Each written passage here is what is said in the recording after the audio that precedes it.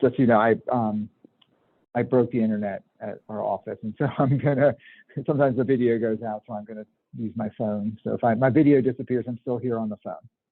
So thank you everybody for joining us today, as always. This is our monthly meeting of the Disability Work Group of the Career Pathways for Targeted Populations Committee of the Illinois Workforce Innovation Board. And I'm going to go the first step. Molly, do you have the agenda and the deck?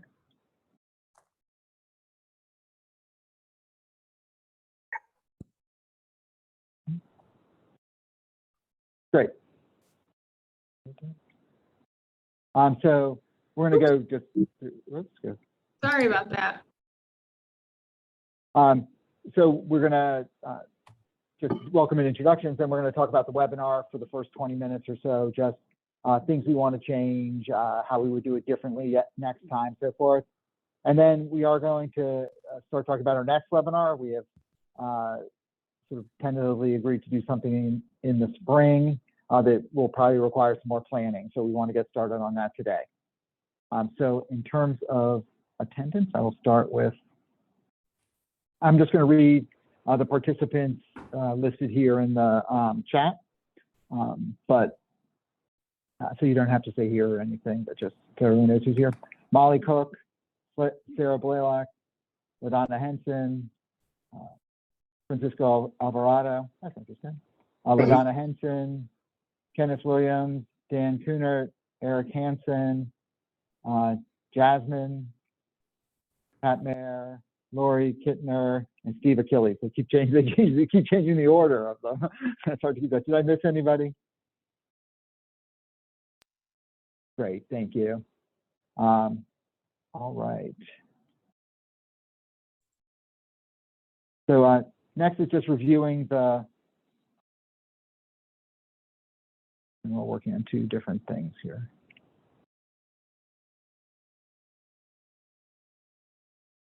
There we go. Okay. So just to review sort of the charges and priorities that we've set for ourselves as a work group. The charge is to identify and provide strategies and recommendations for eliminating barriers to ongoing employment for individuals with disabilities.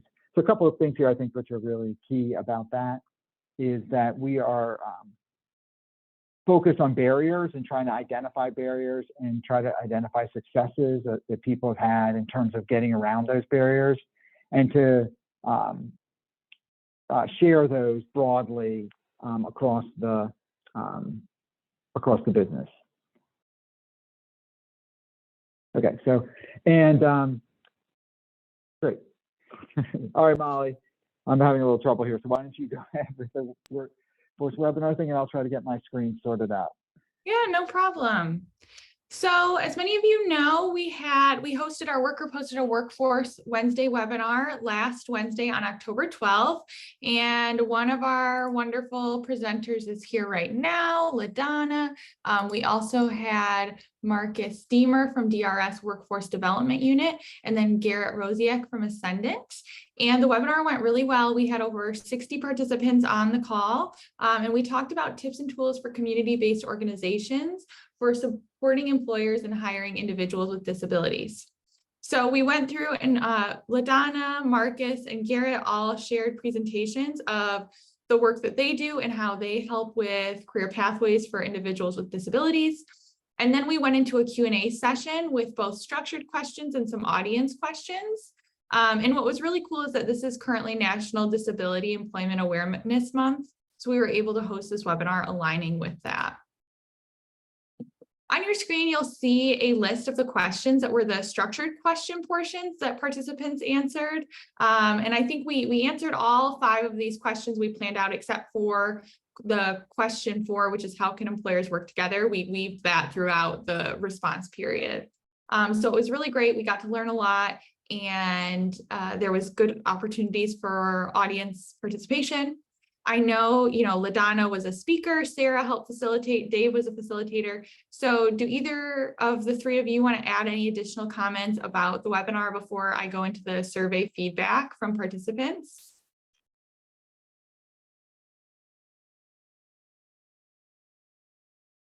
David, is there anything you want to add?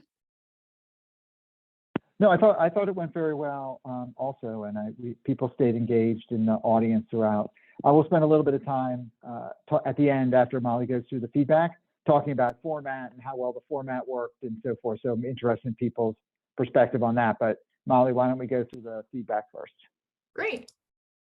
So the survey, the Workforce Wednesday webinar team prepares a survey after each presentation. So everyone on the call was given the opportunity to respond. We had 6 respondents of about over 60 participants. So keep that in mind. We didn't have a huge sample size. But based on the feedback we did receive, the first question was, to what extent did this webinar increase your knowledge of resources and models to support you in hiring individuals with disabilities? And as you'll see, the majority were to a great extent or a moderate extent, which is great news. The next question was, how would you rate your understanding of this presented material about resources and models to support you in hiring individuals with disabilities? And again, we got great feedback. Everyone said they received a great or excellent or a good or excellent understanding of the content. The next question was, to what extent do you agree or disagree with the following? And the first one, I realized that as I pasted this, that some of these words got cut off. So I'm actually going to pull up the survey in just a moment and read you exactly what the question was. I am so sorry that I did not, notice that. So I'm going to right now just stop my share and I'm going to read to you what the questions were on that picture, which will be much easier. Okay, so as we do that, as I pull that up, Sarah, actually, if you're able to log into our Survey Monkey, unless I just did. I did. Okay, great.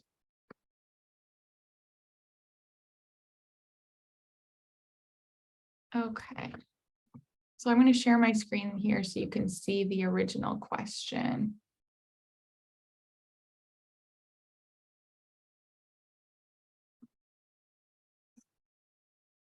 Okay.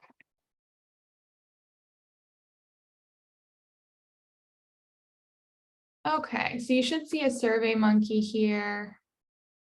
And I'm just going to pop into that question.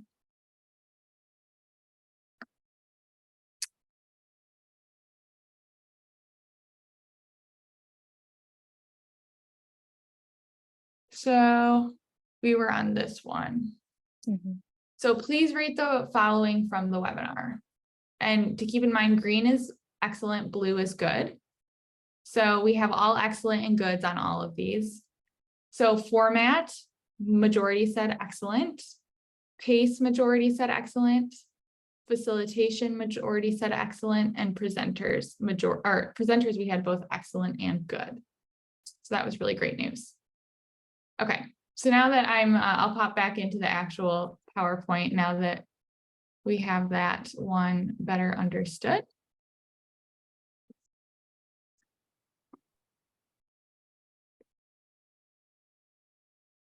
Okay. So then, which of the following describes what you did with the information or action steps presented in this webinar? Please select all that apply. So the majority of people added the information to other resources they have for future use. And then we had one respondent in each category: apply the information or action steps recommended in the webinar, research additional information, or in the process of making changes or action steps recommended.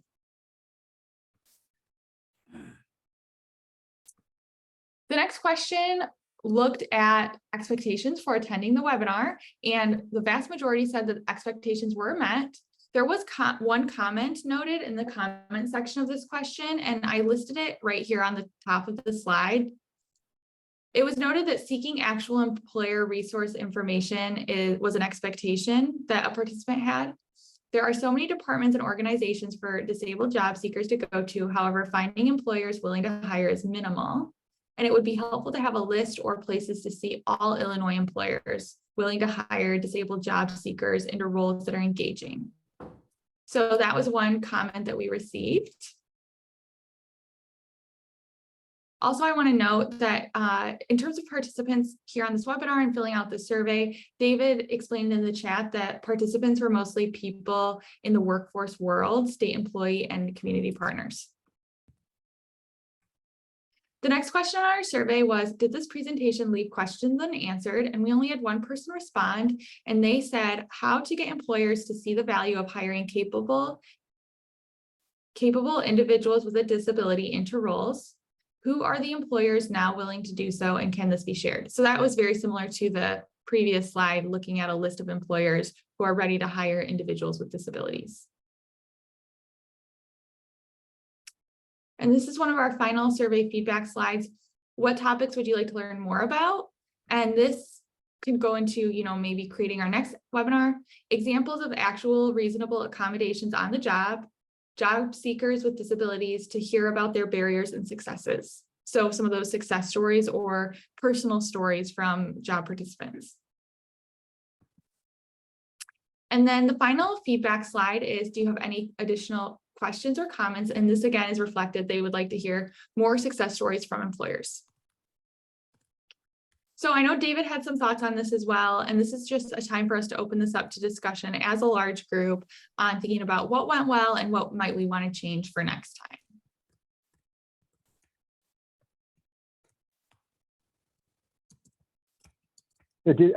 I don't know how many of you got the chance to see it, but I'm curious from any of you who did.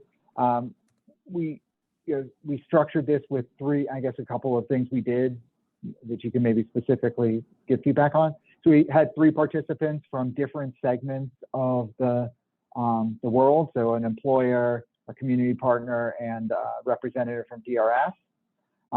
And so that's one thing with sort of the people and the diverse, having a diverse group of people. The second was we had them present up front. So we had them each give a 10-minute or so presentation about the topic and what they are and what they do.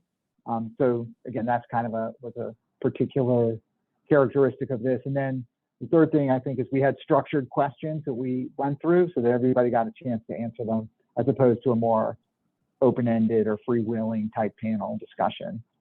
Those are the 3 things I think we made choices about to do in this. And I guess I'm curious on those or any other things, like what people thought.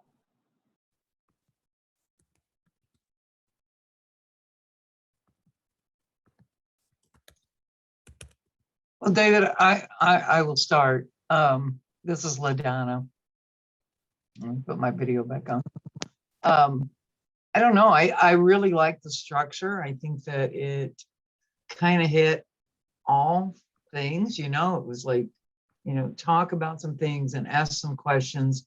And then at the end, we also had a time for people in the webinar to ask any questions that they wanted. I don't think we got any. So I guess that made me feel like we kind of hit everything for everybody.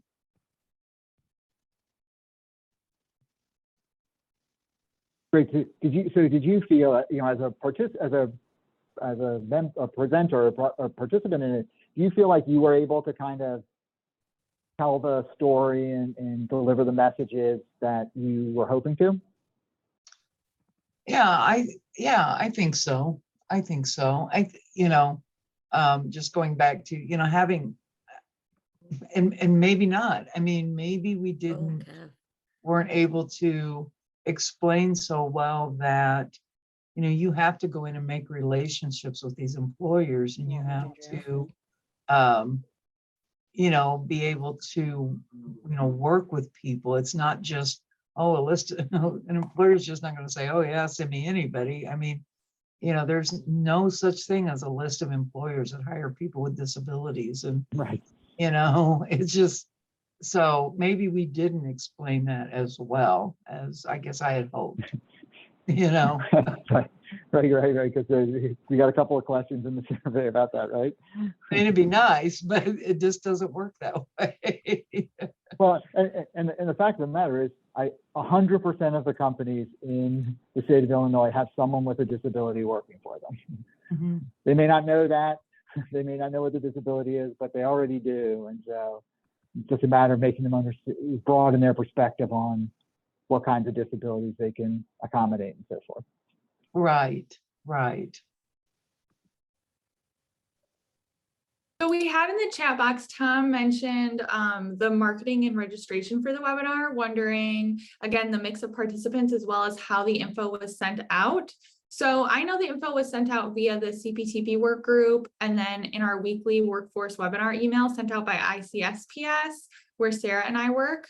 It is possible it was sent out through all of you or other channels. So, that's a piece we can talk about too right now, is the marketing and making sure the participants are, individuals who would benefit, things like that. And that was brilliant. I'll let you hear it. Yes, like as soon as we go lie down. Yeah, he just played Yeah. Specifically, we had the 3 presentations up at the beginning. What do people think of that, about giving the presenters some time to actually give a little presentation?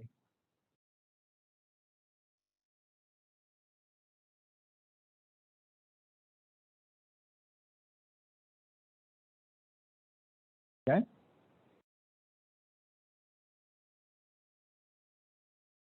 Any thoughts on that? Because I guess that not everybody, candidly, not everybody likes that. So I'm curious what people thought about it.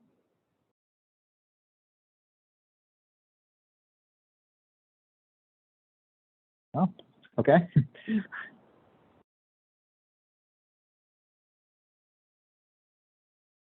What about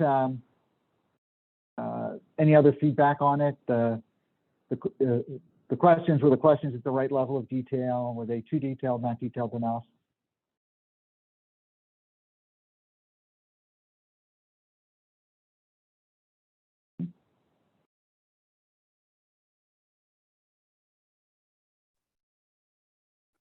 This is Lori from DRS, and this looks like a great survey in terms of like getting the key information. I wasn't able to participate in the webinar, so I really can't speak to any of that, but it just looks, the survey looks pretty, like I said, pretty typical of what we get after participating in something like that. So I think the questions are appropriate and good, strong. Great, thanks, Lori. Great. If there's no more feedback, why don't we turn to the next topic, which is starting to think about what we want to do for our next webinar. So when we were sort of talking about the webinar we just did last week, there was, since it was Disability Employment Month specifically, a lot of people on this call expressed an interest in us having something that was going to have a pretty large representation of business at it, and we made the decision that we didn't have enough time to get that done effectively for this October webinar, but that we would focus the next webinar that we do, so in the spring, 4-6 months from now, on both a very employer-focused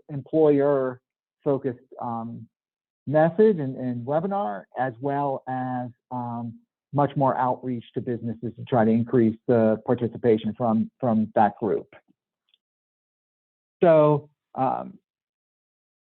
with that as a sort of a backdrop, these are what you can see on the screen now are the sort of 3 big categories that we had talked about as being had identified as being barriers to employment. And I won't read them to you, but these would be one place to start with, would be these as possible topics to discuss with a business audience.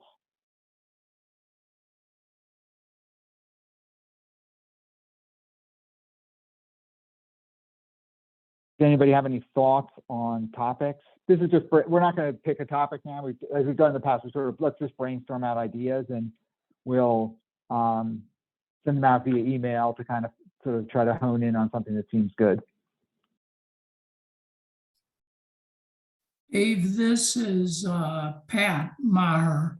My apologies, Hi group, for not making the webinar. Unfortunately, I had a challenge to make it, but it sounds like it was very well attended, which is great. I do think there was a question on the number of employers in attendance, and I thought that was low. Maybe I'm wrong, but I think another consideration for a webinar would be corporate culture. I think providing a welcoming culture is critical. In fact, often it's the step that gets overlooked. You discuss job descriptions, physical barriers, job readiness, etc. But culture sometimes gets lost. And I directed a channel for a decade focused on placing candidates with disabilities in tech roles. And I certainly, on reflection, the most critical aspect was a welcoming culture. So I just offer that for thought. Yeah, Pat, I think that's a great idea, right? Because we talked about this actually a number of times on the webinar. The key thing is not just getting people jobs, but actually having people keep jobs. And cultures, it makes a huge difference about whether people are successful once they get into the role. So I think that's Right. that's a great I think it does align, and pardon me, Dave, I didn't mean to cut you off, but I do think it aligns with the third column, long-term success. I think a welcoming culture, which, and you made the point, Dave, that most companies, nearly all companies, I expect, have someone or possibly many people with what would be considered disabilities by the ADA definition. They may not celebrate that or know that or have metrics on it or checked boxes, etc. But it doesn't mean they're a welcoming culture. So I think that's at least my experience has been that those cultures that were proactive in engaging with enablement was our initiative, were highly successful in adopting candidates with disabilities.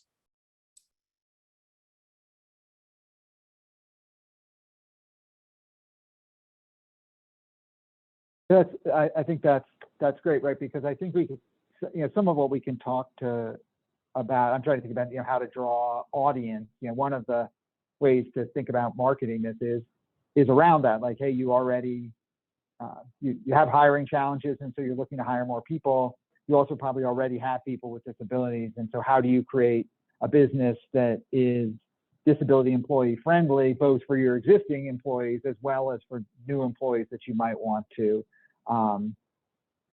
hire. Right. Agreed.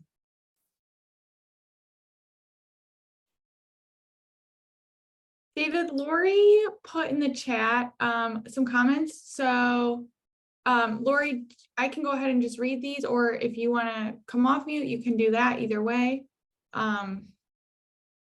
Yeah, I can come off mute. I just am concerned with that very first one there where it says job design, roles and responsibilities designed for people with disabilities. And that's not really like what DRS is looking for. We're looking for competitive integrated employment where disabled workers are doing the same jobs and the same roles as other people. So really more information about accommodation and natural supports as opposed Lori. to as opposed to designing a job where they're going to be isolated working only along fellow disabled workers, that type of thing. So I Yeah, just want to Lori. keep that in the forefront. Yeah, I'm totally supportive of that, Lori. That's a critical point. We Yeah. don't need to design roles for people with disabilities. Right. Those of us who have worked in the field know that disability continuum is very wide. We Right, have right. as many PhDs as entry level folks. Right. And if you're designing specific jobs for people with disabilities, that's just gonna isolate them. That's not what we want. So can you help me understand this a little bit better? Because so if let's say I have a warehouse job that a person with a disability can do 9 of the 10 tasks, Mhm. and I want to change that job so they only have to do 9 of the 10 tasks. Would DRS say that that's a bad job for them, that we shouldn't do that? Are you That's what I'm only trying to- hiring does that make- people with disabilities for that job? For the 9/10 job I am, but for the 10/10 job, I'm hiring all sorts of people. They're going to work next to So each if you have- other. Yeah, I mean, We're if just you not have, going to ask this one if- person to do the 1/10. yeah, that's a fine job. But the way this particular thing reads on this trifold that you have here, it says we're designing a job for people with disabilities to do. Yep. Can you also explain to me a little bit about how that works with customized employment? Sure, customized employment, they're doing a lot of background information and a lot of which we're they're looking at exactly what the skills and abilities are so that we can pinpoint a job that's available in the community that they would be able to work. So, it's not like we're job carving where we're, specifically designing a job for them. We're looking to employers to fill a niche that they might have and current openings that they have. So it's not like we're going to them and saying we need a job with only one task, or, they can only do one of the essential functions out of 10. For example, we're really customizing our approach to the application, not the job itself. Does that make sense? Oh, yeah, no, I appreciate that. I appreciate that, right? That you're still looking for a job that matches that for an existing, you're looking for an existing job.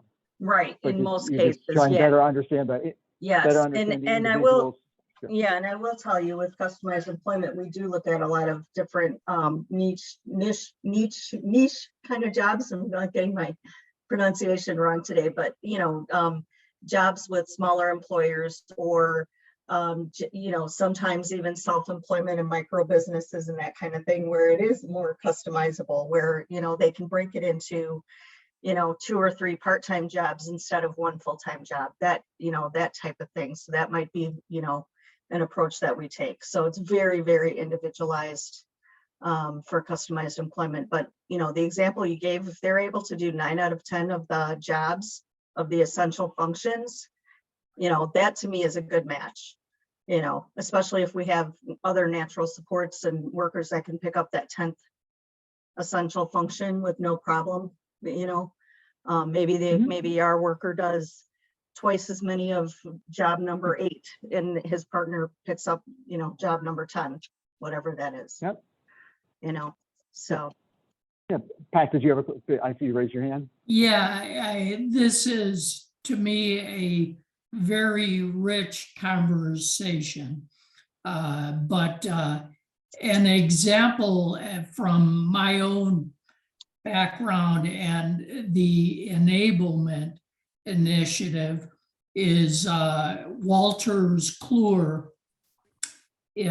For anyone who doesn't know, they do all of the digital tax forms, and they had seasonal work which related to critical review of many of these forms in Visual Basic, sometimes hot fixes in VB, but often not, often just critical review and pass fail on the form. And that we learned that after engaging with WK over time, and we tailored a fleet of enablement candidates who were mixed with traditional candidates for that seasonal work. But it worked so well for many of our people who wanted part-time, had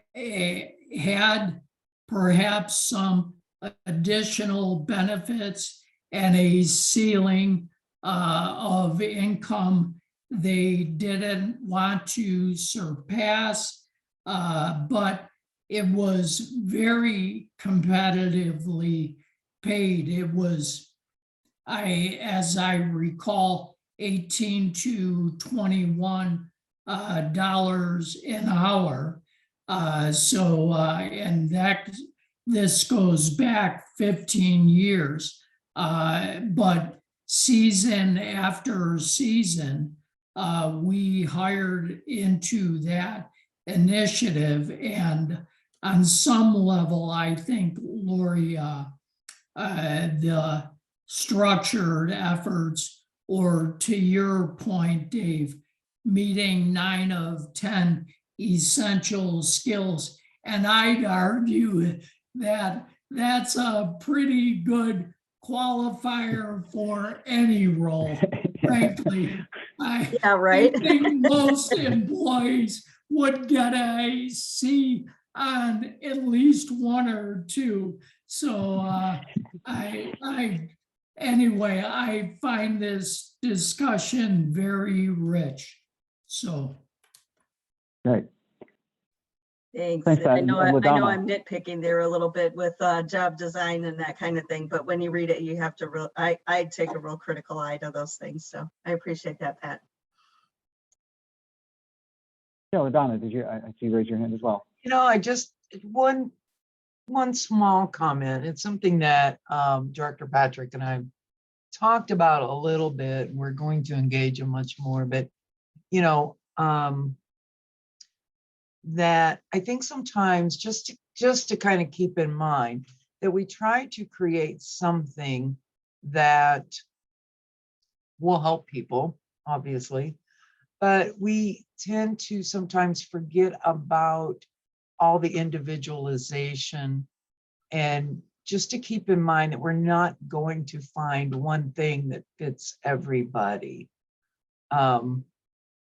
You know, and I think that's really hard whenever we, you know, we always look for solutions, you know, and things, but there are so many things that can help any one person, and to kind of keep that in mind. And it's not helpful whenever we're looking at focus areas and, you know, trying to prepare for a webinar, but you know, Yeah. again, I think it's something that needs to always be at the forefront. Yeah, if fundamentally it's supposed to be person-centered, then Yeah. if a person-centered job happens to not meet some of those criteria, shouldn't that still be a job for that person if that's what's best for them and what they want? Yeah. Right. If we always think about what's best for the person, that seems like we would make make good decisions most of the time.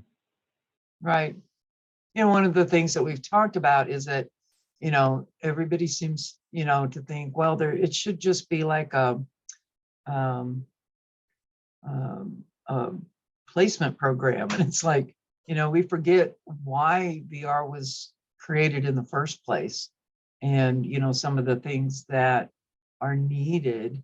And again, as we've talked, David, not just for people with disabilities, but there's a whole lot of different people out there that need certain things. So, to, I guess, kind of be all encompassing and be able to provide what is needed for the person. Well, and I think, when I look at the list of, items that are on here and, you were talking about maybe more, the last webinar, people were looking for more information for employers a little bit. That was, if I recall, one of the comments. And a lot of these do speak to that, which I think is really good. Like, how can you do your workplace design or layout and accommodations and make it more universal instead of just drilling down, because there's so many disabilities, there's so many different needs, so many barriers. It could be myriad. We see people in our offices or, come across our desk every day with just a variety of disabilities. So, the more we can speak to like universal design and best practice for training and onboarding, you're going to hit many of those disabilities. So yeah, absolutely, Lori. And actually, I wrote that down as another note as a possible webinar topic. Is sort of universal design and how that can help employability of all sorts of people, well beyond that. Right.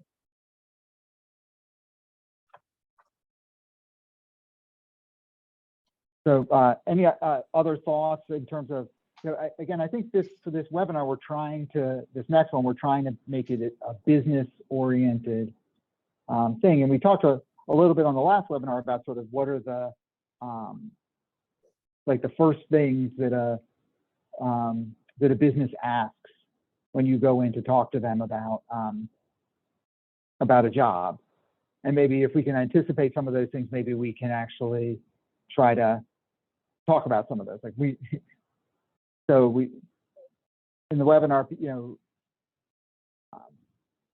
I mean, I guess I'll open that up rather. Sort of what are the first things that businesses ask, the first questions they ask, and can we answer those for a bunch of businesses at the same time? This is LaDonna. David, what about how you get past some of the preconceived notions of a person with a disability? I know that's one of the big things we run against. It's like, a lot of people who aren't in our business really don't understand. They see something on TV of a person and it's nowhere close, to what is in reality. And so, that I see as for us, one of the biggest, how can they, Do you think it'd be good to? I'm sorry. Good to have people with a disability as part of this webinar, so they can actually see them, see people real life, hear their stories, understand. I wonder if you had like a pair of people that were an employer and an employee who could talk a little bit about that process. Yeah, and like have the employer, I think, talk about, this is where I was before I met so-and-so, and now this is what he brings to my company, kind of thing.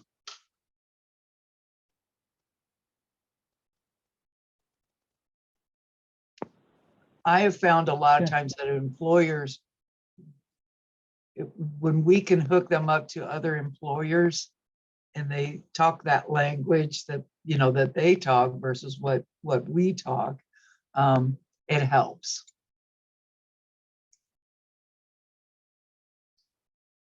Yeah, I mean, absolutely. There's just there's sort of almost some more trust, immediate trust, just because they're sort of coming from the same place.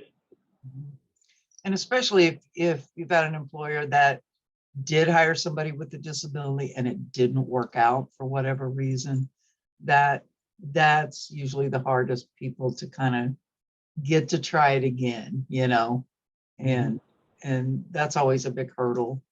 We go in, we're like, well, you're not from this place, are you?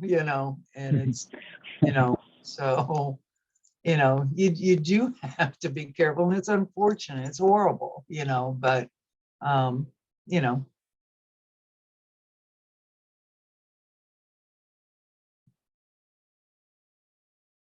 What are other questions that people get from companies, from businesses, when you're looking to try to place people there?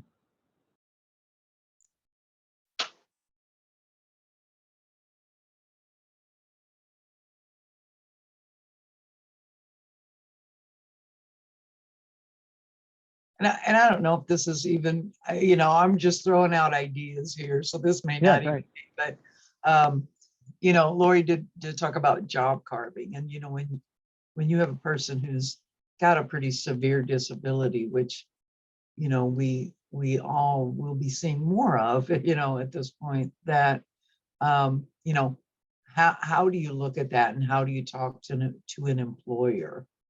Like,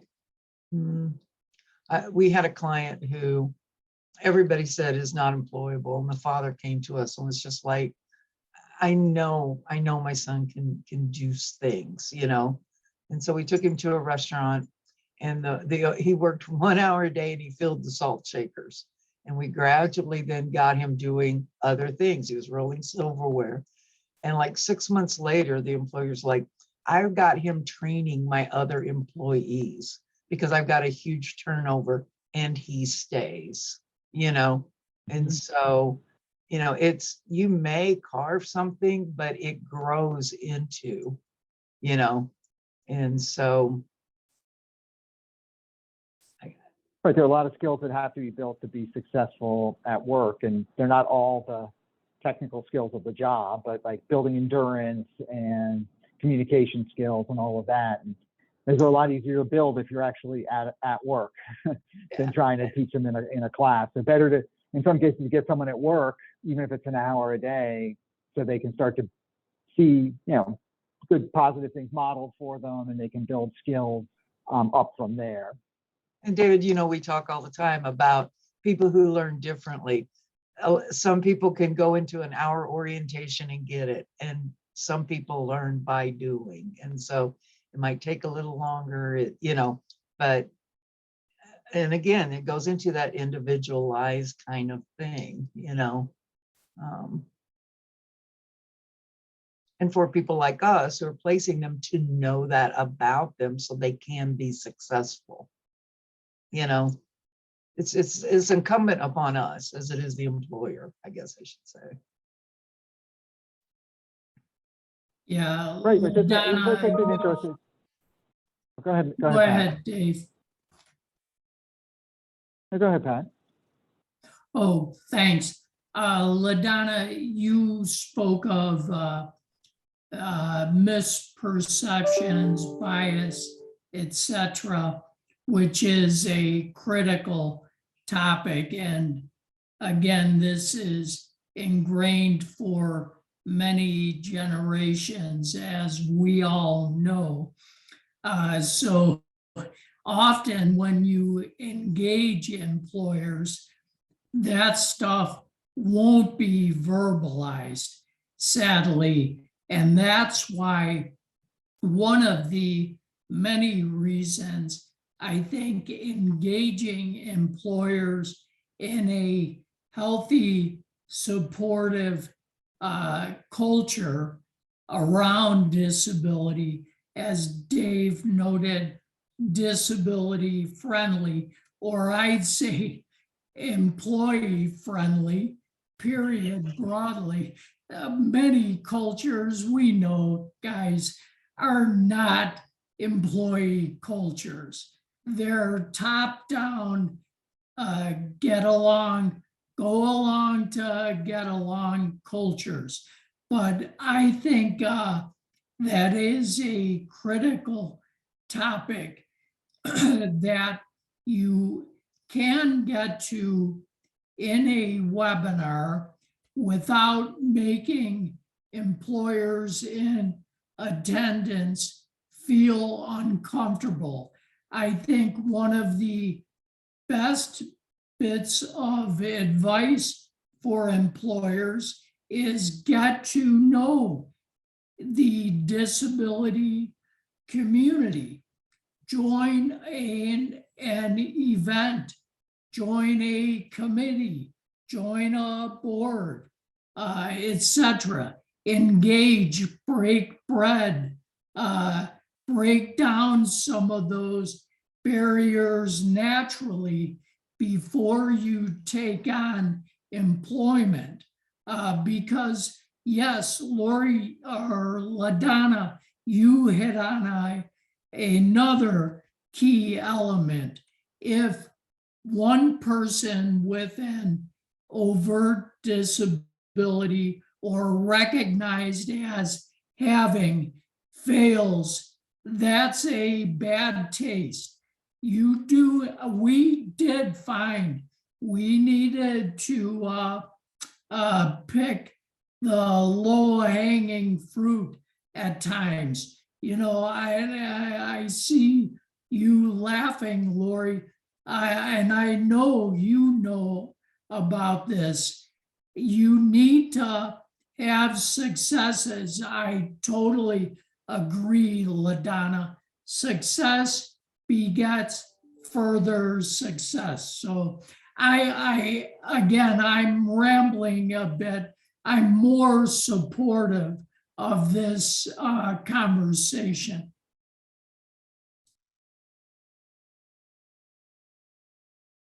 Great. So I think the question becomes now sort of how we shape this into a webinar, into a a thing, and maybe we can discuss whether that's even the right format, but a thing that's going to be an hour, hour and a half, over Zoom, and what's the best stories and things to put in front of businesses.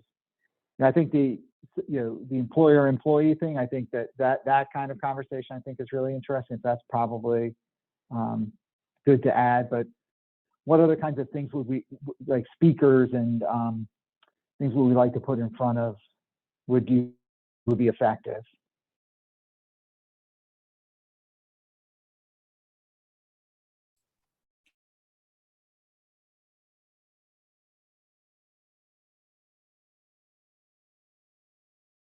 Are running disability employment programs, and that's one thing, but obviously they have a scale that's different from most businesses. But in terms of perhaps giving some credibility to the space, somebody from JP Morgan Chase gets on and talks about that they've hired 50 people and they're seeing this and this and this, might inspire a small or mid-sized company. Yeah, or you could sorry, go ahead, Pat. No, Lori, go ahead, please. Well, I was just thinking it might be nice to have somebody in that's real familiar in the accommodation space or rehab tech, technology type of space, to talk about like how much the average accommodations are, what they are, the most common accommodations are, that type of thing. Because I think that scares people off a lot, when they talk about hiring somebody with a disability, is what is this going to cost me to accommodate? And most of the time it's cheap, so I think that can scare people off sometimes. The other thing is getting, some of those success stories in, I think would be fantastic, and a good resource for that, I would have to say, is like Project Search, those sites, because they tend to have a wide variety of employment, wide variety of jobs that they employ people in, and they use those, internships. And from what I recall locally, in my previous job, the average employment time of those folks after they finished Project Search was up in the 2 or 3 years in the same job. Yeah. So that's job stability. So if we can get some folks from Project Search to come in, and I On the DRS side, I think we could probably bring some contacts to the table, for that, if that's the way you guys want to go. Yeah, Project Search is great. They'd be an interesting example for sure. Yeah, or, they post Project Search employers even, if you will. So Yeah. like the people who hire those students out of Project Search, and those success stories down the road might be a good source. Yeah, I don't disagree with any of that. Again, I know we're just kind of blue skying, but maybe an option would be 3 employers and at least an overt or non-overt disability represented, where that person was willing to talk about their success.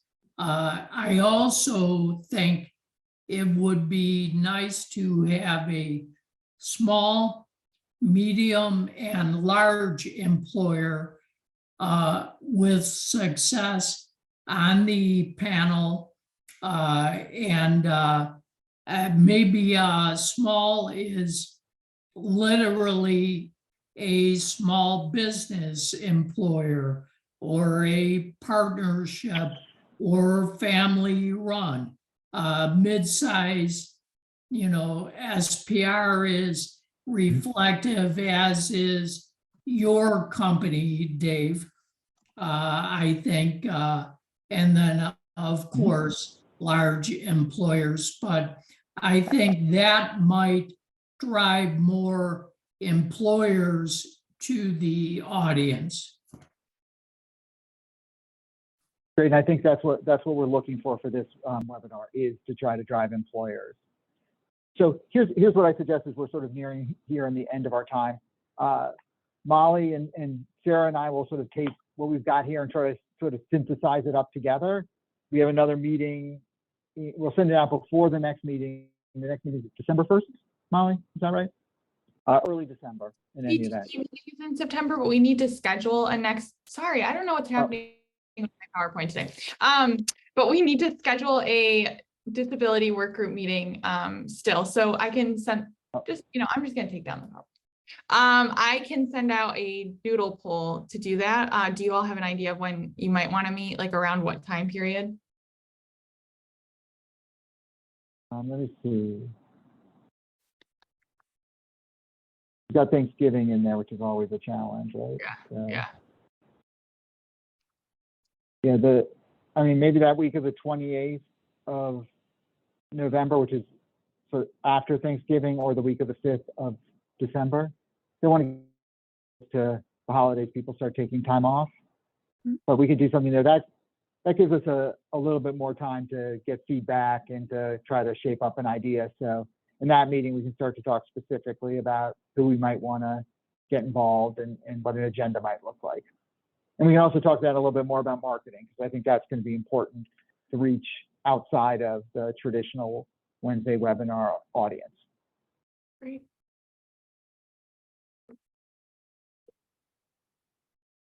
Great. So any other comments or feedback for today? Thanks again, everybody, for joining us. I appreciate it, and we'll talk soon. Have a good week. Thanks, group. Thanks, Dave. Thanks. Michelle,